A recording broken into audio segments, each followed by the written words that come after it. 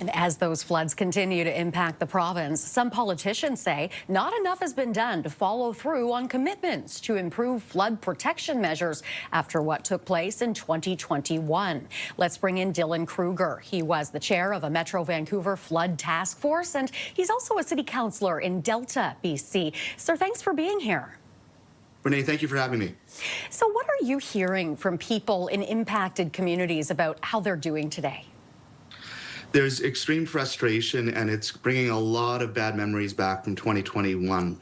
The impacts of 2021 were in the billions in terms of unfunded or uninsured liabilities and damages, and over $675 million in insured losses coming out of 2021.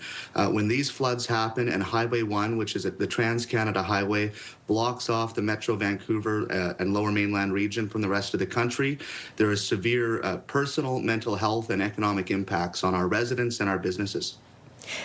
As you mentioned, the province was hit extremely hard by that flood back in 2021. How would you compare the response this time around? Communication has improved, there's no doubt, but the reality is the funding is still not there. We understand the problem. We have an $11 billion infrastructure deficit in this region when it comes to flood technology and dike heights that need to be raised. Right now, we are not receiving the support that we need from senior government. It was extremely disappointing in 2021 that the City of Abbotsford did not have their application for a federal Disaster Mitigation Adaptation Fund grant approved. We know what the problem is. We need the funding to fix it. Now, the Premier this week says the government investments in river flow prediction equipment have allowed the province to move much more quickly this week than it could in 2021. What more needs to be done? Well, the reality is, in 2003, the province of British Columbia downloaded responsibility for dike height and flood management, mostly to municipalities. Municipalities do not have the financial resources needed to invest in this level of infrastructure. So what ends up happening is cities compete with each other. Delta, where I represent, competes with Abbotsford. We compete with Richmond. We compete with other municipalities for these scarce senior grant dollars when we should be working collaboratively.